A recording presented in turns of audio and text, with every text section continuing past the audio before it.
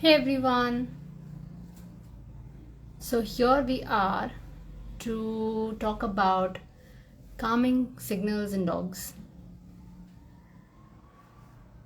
It's Friday, 16th February, and we are talking about calming signals in dogs. But before that, how are you? How are you doing? Let me know if you're able to hear me and see me without any issues. You might listen to a lot of background noise. I'm having to keep my doors open often, and it's also quite a peak hour near our house, so there's a lot of background noise anyway. But over all of that, if you're able to hear me, just leave a thumbs up, leave a hi, let me know you're listening in, tuning in. And as you know, the topic of today's live is calming signals in dogs. So if you've heard about it, if you know what calming signals are, just share your ideas, thoughts about it. Let me know what comes in mind when someone says calming signals for you. Are you aware of calming signals? If you are, do you have any questions? The reason why I have picked up this topic is, I've been recently talking about dog body language, what dogs might like, don't like. I've done a workshop recently with, a bunch of people. Then I had like a couple of lives as well. So it seems like it's a good place to have this conversation about body language, but also a lot of things that comes along with the questions of what do I need to know, what should I observe, what kind of body language that I'm looking out for. So I thought, let's have that conversation. So first and foremost, I think the idea of calming signals was popularized by Turid Rugas. She has worked with dogs for many years, many decades in fact. And then I learned about it through Barks, Canine Essential 101.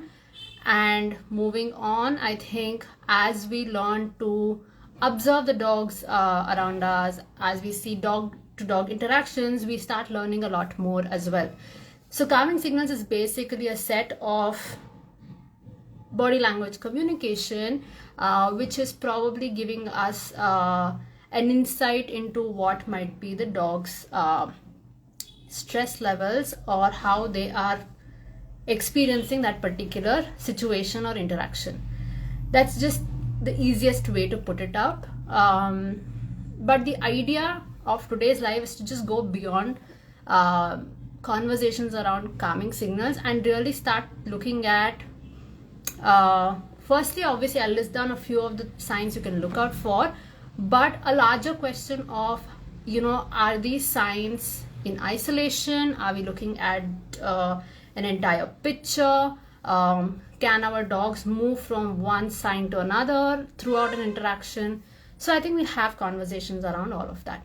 As we go through the live, if you have any questions, do drop in and I'll try answering them as well.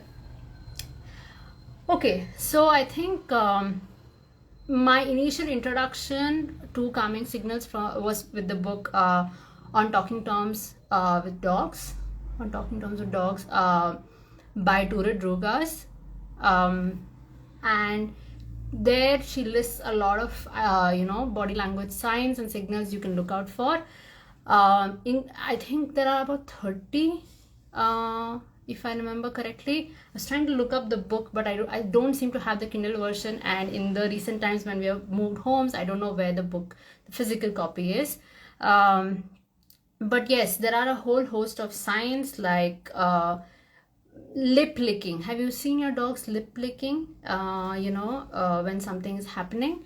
Ears pulled back, veil eyes, head turning away, body turning away, curving around, another individual, be it another dog or be it another human. Shaking, body shake. Are you able to hear like a background noise? That's Zoe sitting down and then scratching herself. Anyway, so there's a whole host of signals that you might want to keep an eye out for.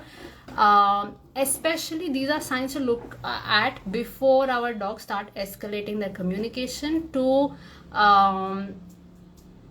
reacting using either louder forms of communication like barking or growling, lunging, true snap, bite.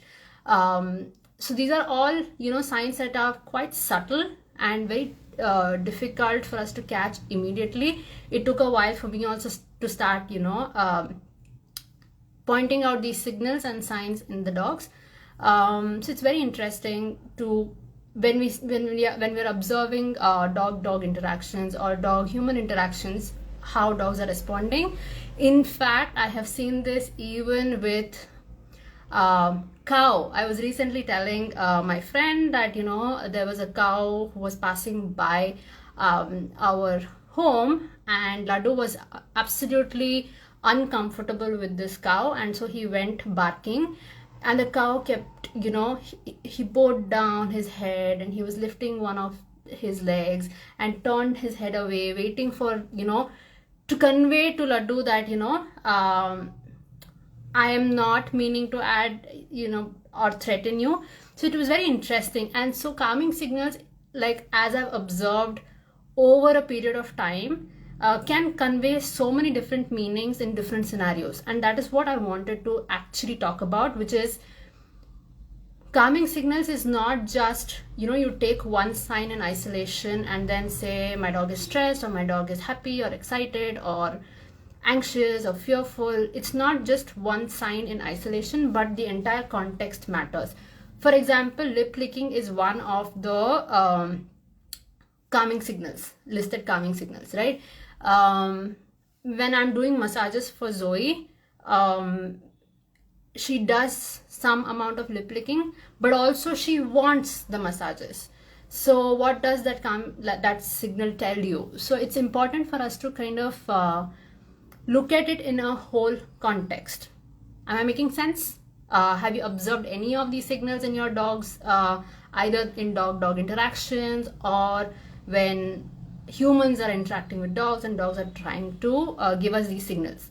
Any of them? Lip licking, head turn, body shake off, ears pulled back, veil eyes. I've realized a lot of people don't know what veil eyes is, and in fact I did not know for a long time either till I was introduced to different body language communication. I'll see if I can pull up one picture. So I had a list of like a whole host of pictures that I had kept for for my interaction with the kids and to help them and pinpoint what these signals are. Yeah.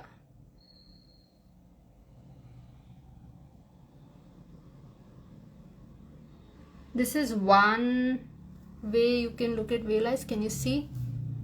Can you see the picture? Not very sure. I'm happy to share this on my Instagram story after as well, or you can just Google veil eyes. That's what I did just now. So veil eyes is one of them. Ears pulled back is another. One sign that kind of gets missed very easily is head turn. So it was interesting because when I was recently in this workshop and I was talking about different body language communication, head turn was the one that shocked people the most because they didn't realize head turn could mean like, I'm not sure about this interaction. So that was interesting. So the reason why I picked up again calming signals is because I feel like these small signs are so important for us to like be aware of, because it can help us prevent putting our dogs in stressful situations. For example, when I am with Lady and we are kind of interacting and we're connecting, I'm kind of petting her. If I go slightly closer, she tends to like pull her ears back and then head turn. And it's so good to be able to have these signs from our dogs because they're clearly communicating, and we don't have to wait for them to reach to a point of growling, barking, raised hackles, showing teeth. These signs are another, like a little louder version of telling people I'm not comfortable. But if we are able to look at the smaller, subtle signs, I think it can do a world of good for us as well as those who interact with dogs regularly. So that was one. So I think it's a good idea to just Google calming signals in dogs and get a whole list of signs that you would want to look out for. But more importantly,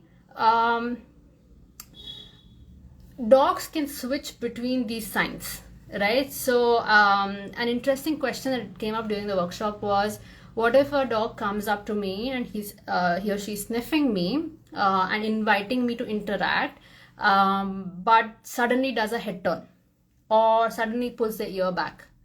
So it's an interesting way to look at how this is not a static understanding of body language communication. If a dog is giving one sign, that doesn't mean that they can't, move from one to another.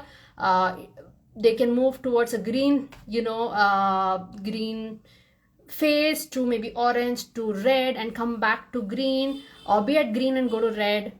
So the idea is that they can keep, this is such a dynamic way of interacting, that it is more important to look at the bigger picture. It's more important to look at body language communication as a part of an entire interaction than just one part of it, right?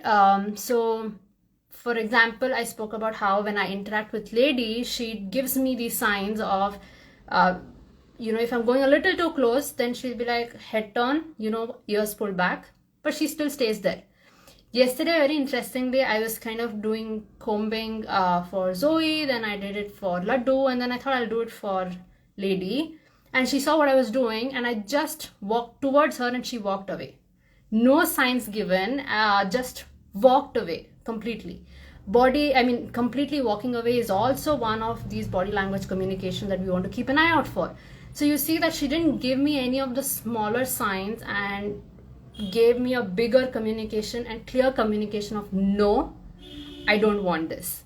And if I would miss that, she may also escalate it further and maybe bark, maybe air snap. We don't know, right? So it's always good to have this idea of what is it, a subtle sign, it's a louder no, is it they want to be in this interaction but are trying to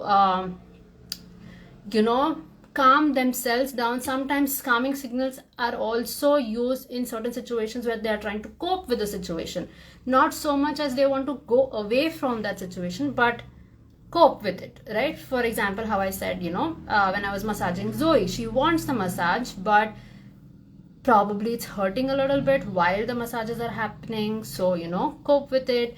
Or even when I'm combing her, there are like spots on the body where she's a little sensitive, so cope with it, but not really not want it, right? I've seen Zoe do this in interaction with Bala. Bala is another street dog of ours, where she wants that interaction. She's not really saying no per se, but she's having a lot of head turns, and I've seen this, even Sammy do this with street dogs, especially young street dogs.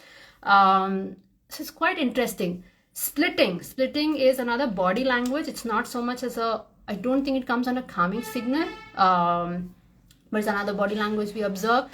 So I think there are so many different ways our dogs are constantly communicating with us, and it's so important for us to just be more mindful of that signs. I think that we're able to observe growling, we're able to observe barking, we're able to even observe maybe hackles raised, or air snapping, but not so much with, let's say veil eyes or head turn. Such a subtle, body language communication. And it's very interesting because dogs seem to get it when they're having interactions with each other, specifically street dogs, because they're so good at social interactions and communication. They need to be. They just need to be aware of, the signs each of them are giving out. So yeah, I think these are some signs to like keep an eye out for. Any questions, any thoughts to this point? So I had made like this is a very old version of so I made this thing called stress escalation in dogs. Basically, it's a, it's about whether your dog is in the green zone or orange zone or red zone, and what signs fall under each of them, right? So basically, it's one is how high their stress levels are, and also how loud their communication can be. So if I would say, lunge, bite is just out there and it's the loudest form of communication, saying that I am extremely uncomfortable in this situation. But green zone, yellow, orange zone can be a space where our dogs are just figuring it out. They're curious. They are probably coping, but the stress levels might be lower. But as I said, they can move from one zone to another, and it is not very strict that you have to have the green zone, then the yellow and the orange and the red. It doesn't have to be sequential in that manner. It could be, I've had situations where I am petting a dog, so completely there, and then there's suddenly a snap, right? So no signs to red zone, right? So I think it's important that we first get used to watching a lot of these interactions, watching a lot of these videos, and start pointing out the signals that you're seeing. The places where I learned, of course, one is a book from Ture Drugas, but Canine Essential 101 has one full module on canine communication, which is all about body language signals, dog communication through body language. And I think there's a whole repository of videos, and I think that is the more important part. It's not just about watching interactions in isolation, not just one picture, like one snapshot of an interaction, but it's important to see the entire interaction, but also be able to see if a dog is coping with the situation or not. How overwhelming could that situation be?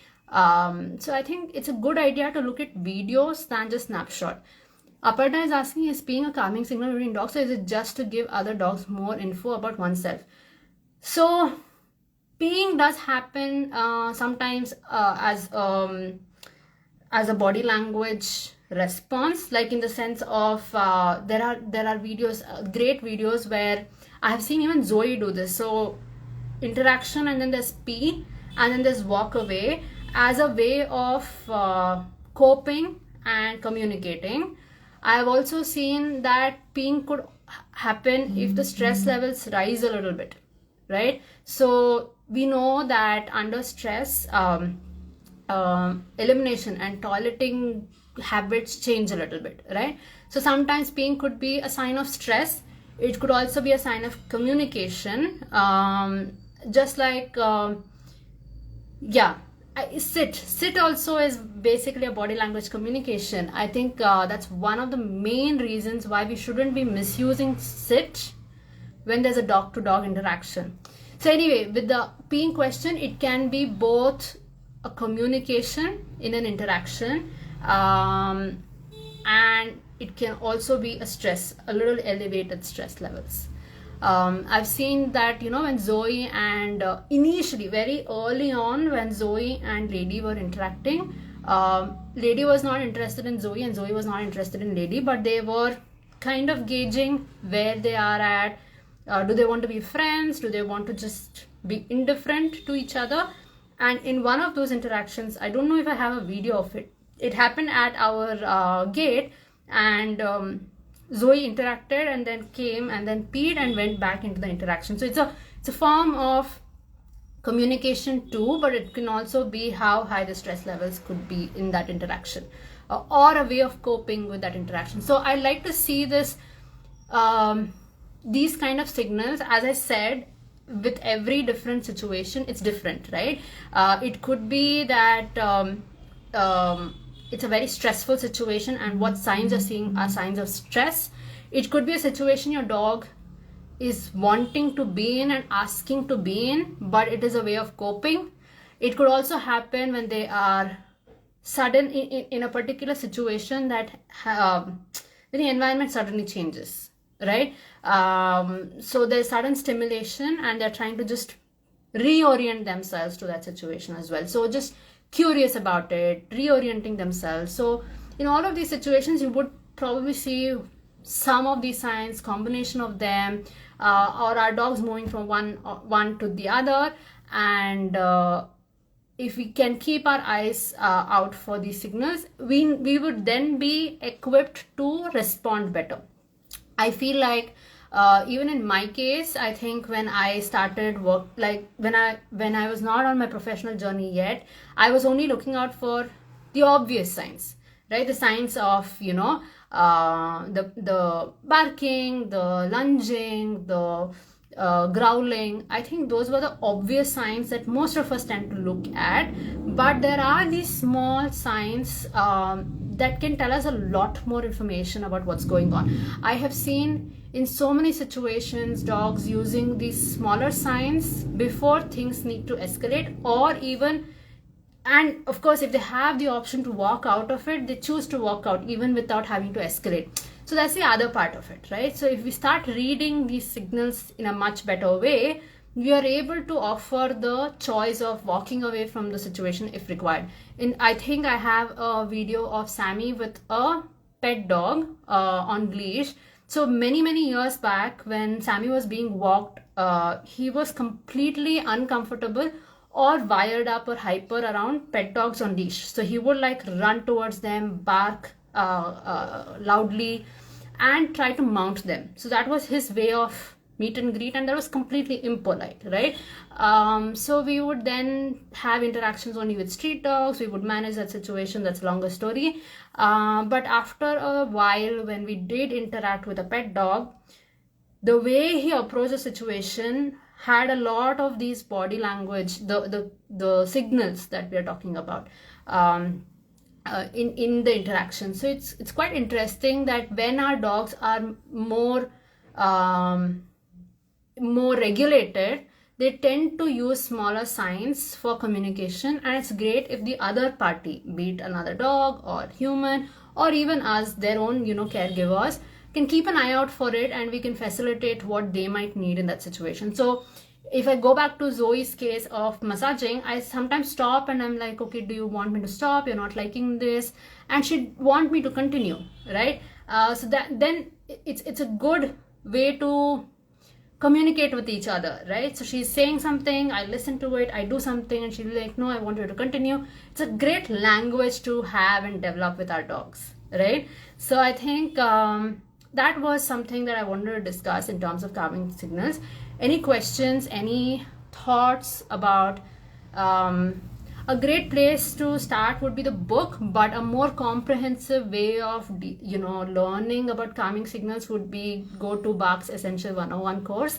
There's a whole chapter, whole module on canine communication, right? So you'll learn a lot about body language signals, you'll learn a lot about and you'll get to see a lot of videos, and maybe you can go and record a few videos as well and see what signals you're seeing. This is great because it gives us a little more information and insight into what our dogs might be experiencing in a particular situation. It will probably give us more insight into what would our next step be in that situation, right? So for example, when Zoe was interacting with Lady and she peed, I could probably then be like, okay, is she not liking this interaction? Should we go away? And I don't have to wait for Zoe to bark or growl at Lady or Lady to do the same towards Zoe for me to take that decision. And it can avoid so many interactions that get escalated, right? So it's a great way to kind of keep training ourselves to understand this body language communication. I have observed it in street dogs. It's a great place to just sit and observe them and see what kind of calming signals they're giving out. Body language communication. You can just DM me. I will share the stress escalation matrix too. This is a very old version, but it's a good one to have handy, just so that you understand a little bit. But the idea is any communication. The reason why I'm here also is because someone asked me in the previous live that what are the signs that I need to look out for. Yes, sure, there are a lot of signs you can look out for, but it's not in isolation. They don't occur in isolation, and it doesn't mean that, okay, if my dog is doing this in this situation, it always means this. That's not how it works. It's a whole, we need to look at the whole interaction and whole situation in context, and then be able to say, okay, this is not something my dog is comfortable with, or this is something that my dog was trying to tell me much earlier, but I missed the signs, and that is why they had to become louder in that communication. And I think when they become louder in their communication, that is when we start getting uncomfortable, right? We start struggling when our dogs are barking. We start struggling when our dogs lunge. We start struggling when our dogs are growling. And it's better for all of us and everyone involved in the situation that we are probably able to read the signs much earlier. So I think that was the purpose of just introducing this idea of calming signals and body language communication by dogs. There is a whole host of communication signs, but look at it as alphabets, right? Each of them seems like an alphabet in a whole language, and you just have to put all of them together to be able to really understand what is our dog experience. And again, we can only guess, and we guess and we try and offer other solution. We try and facilitate different ways of them coping with the situation, and they respond back with their language again. So I think it's just more about learning the language, and each of these communication is like an alphabet in the whole context, right? Any questions, any thoughts? This is not meant to be a long live. My YouTube lives go for like an hour, 2 hours. The last one was 2 hours, but this was just meant for like just a conversation around calming signals and body language communication. A few that you would want to look out for are lip licking, so your dog's lip licking, ears pulled back, tense body language, hackles, raised hackles, head turns, body turn, lifting of the paw, that's another one. Then the other thing that I wanted to kind of point out, because this is an interesting one in my last conversation, is there are a lot of people assume wagging tail is as an invitation to an interaction. And I have also been in a situation where we have assumed that, we have let an interaction proceed because we have seen the dogs wag their tail and it has not gone well. And I've had a few people come to me and say, my dog was wagging tail, he seemed very interested in this, and I don't know why he reacted in this manner. Interestingly, I think in the book, it's in the book that I mentioned, Turi Durga's book, I think it's mentioned that there is no hard and fast observation about tails wagging. There are different ways of the dogs wagging their tails, and it is not really amounted to an exact idea of what it might mean. So jury is still out on wagging tails. I have seen Zoe wag her tail in only two situations. One where she's extremely excited about either meeting someone or food, or she is absolutely uninterested. She does wag her tail when she's uninterested, and she's like trying to tell off the other person, and she wags her tail then too. So it's quite interesting that wagging tail has been popularized as an invitation to interaction and dogs being very comfortable. But on observation and through experience, it doesn't seem like one of them. So yeah, I think looking out for, I think you can also Google calming signals. I think it's like, I don't know if it's available, a list of signs or signals, but the best place would be, Canine Essential 101. There is a whole, that's where I learned, and that's how I started my journey of understanding how to observe, what am I observing, what am I looking for. And it's also quite interesting because a lot of the body language communication we tend to see in dogs, we can also use for our benefit in terms of when we are interacting with dogs. The greatest example is curving. I think Silent Canine Conversations is the name of the page. They have some nice illustrations about curving, and that's a great one, right? So we see dogs curve around each other, and I tend to use curving quite a bit. In barks, we tend to learn about using curving as well. So curving, splitting, some of these body language communication that we tend to see in dogs can also be used by us while interacting with dogs. So that's great too. I find that quite fascinating. Okay, anything else? Any question? Any other thoughts? Any other ideas about calming signals? Anything else? Or we can end the live. This is not meant to be a long one, just putting my thoughts out about calming signals, body language signs, but also the fact that it's not in isolation. We have to look at it as a whole, and that it's very dynamic. Our dogs can move from one to another, and they are giving feedback to us, and we do something, and we again get feedback. So I think it's a great way to have a conversation. In that sense, it's a good language to develop for us as we live in close proximity to dogs. Yeah.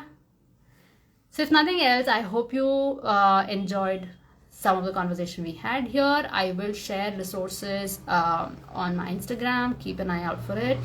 And if you have any questions, you can DM me and we can chat about it. And I will see you the next time I see you on something like this. That happens very impulsively. I don't come on Instagram that frequently for live. But I do weekly lives on my YouTube channel, and I have been doing it for 6 weeks now. There are 6 lives up there already. So if you have time, not watched it, that's a great place to start. I think it'll keep you engaged for over 6 hours all put together. So do check that out, and I do come there more frequently. There is a more fixed way of showing up on YouTube. So if you have not yet seen my YouTube channel and heard my YouTube lives, I think that's where you should go. Maybe I'll have a more detailed conversation about this there as well. It's a little harder on Instagram. I can't share videos, I can't share pictures, I can't share documents. So maybe on YouTube that's easier. So I'm going to probably have a longer conversation there. So if you want to know more about all of this, maybe come there, ask your questions, and we can have a chat about it there as well. Thank you for tuning in. Have a great weekend. It's Friday evening here. No matter where you're joining me from, have a great day, have a great weekend, and I'll see you next when I see you next. Take care. Bye.